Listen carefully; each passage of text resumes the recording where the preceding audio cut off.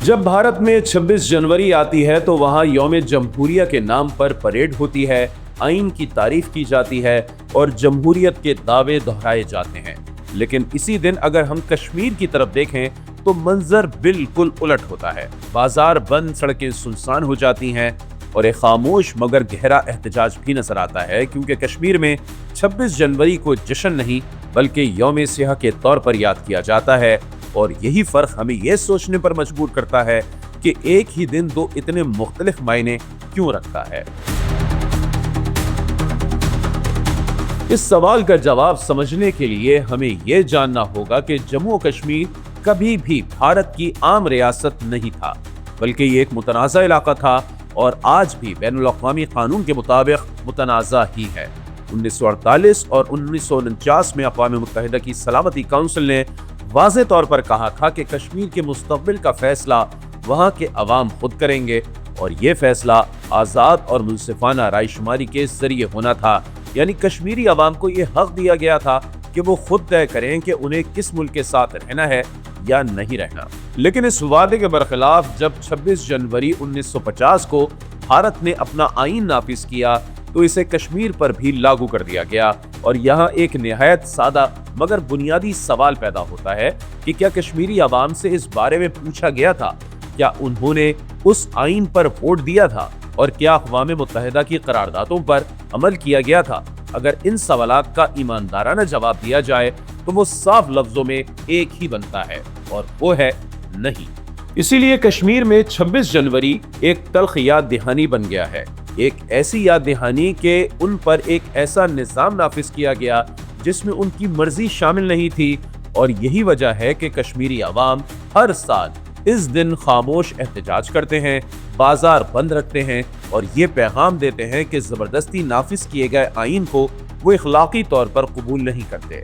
लेकिन यहाँ एक और हकीकत भी सामने आती है और वो ये है कि जब कश्मीरी अवाम पुरअमन तरीके से अपना एहतजाज रिकॉर्ड करवाते हैं तो अक्सर रियासती ताकत इस्तेमाल की जाती है। कर्फ्यू लगाया जाता है, इंटरनेट बंद कर दिया जाता है, गिरफ्तारियां होती हैं और फौजी नाके बढ़ा दिए जाते हैं। और ये सब कुछ खुद एक संजीदा सवाल खड़ा करता है कि अगर सब कुछ वाकई जमहूरी और आईनी है तो फिर खामोश और पुरअमन एहतजाज से इतना खौफ क्यों महसूस किया जाता है। ये सूरत हाल 5 अगस्त 2019 के बाद और भी ज्यादा वाज़ेह हो गई जब भारत ने एकतरफा तौर पर आर्टिकल 370 और आर्टिकल 35A खत्म कर दिए। वो कवानीन थे जो कश्मीर को महदूद खुद मुख्तारी देते थे और मकामी आबादी के हुकूक से जुड़े हुए थे। इनके खात्मे के फौरन बाद पूरा कश्मीर एक तवील लॉकडाउन की लपेट में आ गया। हजारों लोगों को गिरफ्तार किया गया, सियासी क़यादत को नजरबंद किया गया और महीनों तक इंटरनेट भी बंद रखा गया। और ये सब कुछ भी कश्मीरी अवाम की इजाजत और रजामंदी के बगैर किया गया। यहाँ असल मसला ये नहीं कि आइन मौजूद है या नहीं, बल्कि असल मसला रजामंदी का है, क्योंकि जमहूरियत की बुनियाद अवाम की मर्जी पर होती है और आइन दरअसल अवाम और रियासत के दरमियान एक मुआहदा होता है। अगर अवाम को इस मुआहदे में शामिल ही ना किया जाए तो वो जमहूरियत नहीं रहती, बल्कि ताकत के जरिए कंट्रोल की एक शक्ल बन जाती है। इसी तनाजुर में अगर पाकिस्तान के मौक़िफ़ को देखा जाए तो पाकिस्तान ने इब्तिदा ही से ये मौक़िफ़ इख्तियार किया है कि कश्मीर का फैसला कश्मीरी अवाम को खुद करना चाहिए। इसीलिए पाकिस्तान के आइन 1956, 1962 और 1973 में वाज़े तौर पर यह बात दर्ज की गई है कि कश्मीर के मुस्तक़बिल का फैसला अवामी राय शुमारी के जरिए होगा, जो अक़वाम मुत्तहिदा की करारदादों के ऐन मुताबिक है। और ये बात इस हकीकत को मज़ीद मजबूत करती है कि कश्मीर एक बैनुल अक़वामी तनाज़ा है, न कि किसी एक मुल्क का अंदरूनी मामला।